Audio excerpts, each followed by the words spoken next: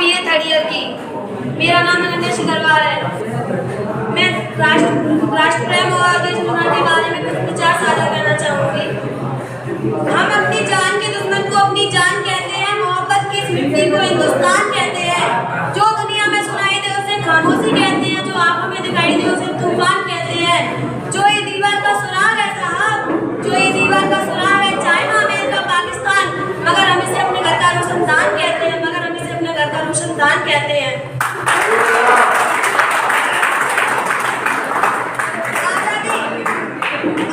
आजादी का मतलब वही समझ सकता है जिसने कभी गुलामी की हो। हम सौभाग्यशाली हैं कि हमने स्वतंत्र भारत में जन्म लिया। यूं तो आजादी की लौ 1857 में चल चुकी थी, जो बरसाल बनकर 1947 में हमारे देश को आजाद कराई। प्राचीन मध्यकाल में करना चाहूंगी कि जब हम तिरंगियों के घेरे में फंस गए थे तो रंगते बसंती चोरों की एक आवाज पर टोलों के टोले अमर आते थे और वंदे मातरम के नारों से फूक में आने वाला 5 डिग्री का तूफान अंग्रेजी शासकों की जड़ों में तूफान ला देता था। लोग मर जाते थे, मिट जाते थे, फांसी चढ़ जाते थे, तो भी अपनी देशभक्ति साबित कर रहे होते थे, क्योंकि ये देशभक्ति की कसौटी है। आज मेरा आकाश मुस्कुरा रहा है क्योंकि मेरे भारत का तिरंगा लहरा रहा है।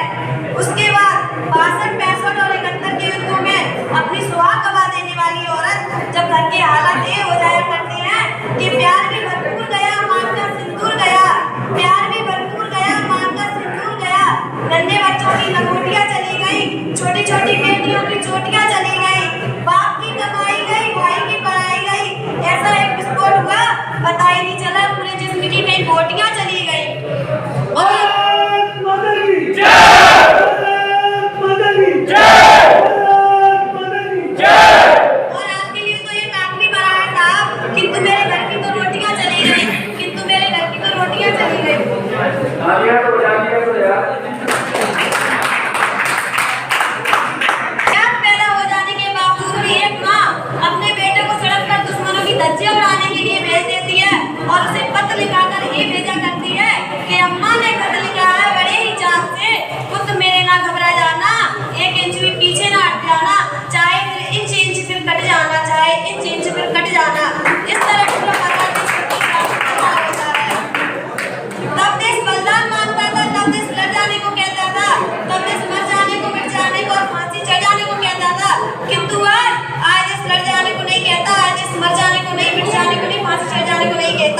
बल्कि मेरे विचारों में यदि कोई व्यक्ति अपना काम पूरी ईमानदारी, पूरी लगन, पूरी मेहनत से करे ना तो वो ही सही देशभक्त है।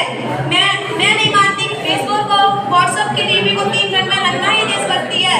और यदि आप कहेंगे साल में 2 बार आपको तिरंगा ले लेना ही देशभक्ति है, तो मैं पूछना चाहूंगी कि फुटपाथ पे रहने वाला वो बच्चा ट्रैफिक की छांव में नंगे पांव में जब तिरंगा बेच रहा होता है तो क्या उसे उसकी देशभक्ति कहेंगे? ये उसकी देशभक्ति नहीं, ये उसके पेट की भूख की शक्ति है जो उसे कैंसर करने पर मजबूर करती है, क्योंकि ना मस्जिद को जानते हैं ना शिवालों को जानते हैं। जो सिर्फ पेट के भूखे होते हैं वो सिर्फ भोजन के निवालों को जानते हैं, वो सिर्फ भोजन के निवालों को जानते हैं।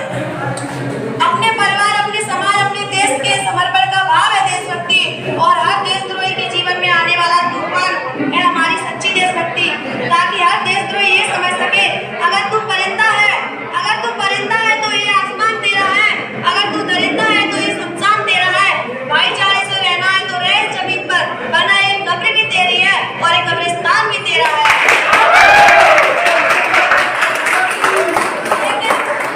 लेकिन एक देशद्रोही से ज्यादा देशभक्ति तब आम होती है जब एक बेटा अपने वृद्ध बूढ़े माँ बाप को वृद्धाश्रम की चौक पर छोड़ आता है। करब उठती है जब देशभक्ति मुसीबतों में फंसे लोगों की जान बचाने से ज्यादा हम सेल्फी लेकर अपनी लाइफ बनाने में लगे रहते हैं। आज के इस दौर में वो युवा जिनके ऊपर जिम्मेदारी थी अपने देश, अपने समाज, अपने राष्ट्र को बांधे रखने की, वही युवा 4 बाई 4 इंच की छोटी स्क्रीन पर अपने कोमल उंगलियों की भावनाओं के कष्ट मास से इमोजी भेज रहा है। 4 क्विंटल रोज का काम मेरा रोज का। इन्होंने भारत का भविष्य तबाह कर रखा है। हम ना एक ऐसे समाज में जीते हैं जहाँ लड़कों से बात करता देख भाई जो हड़काते हैं, वही भाई अपनी गर्लफ्रेंड के किस्से हर घर में हंस-हंस के सुनाते हैं। और मैं बता दूं कि महिला सुरक्षा के मामले में आज भी 4थे नंबर पर आते हैं। हम ना एक ऐसे समाज में जीते हैं जहाँ बंदर की मुहर को लगते हैं चप्पन को, जो भूखे नंगे तड़पते सो जाते हैं लोग।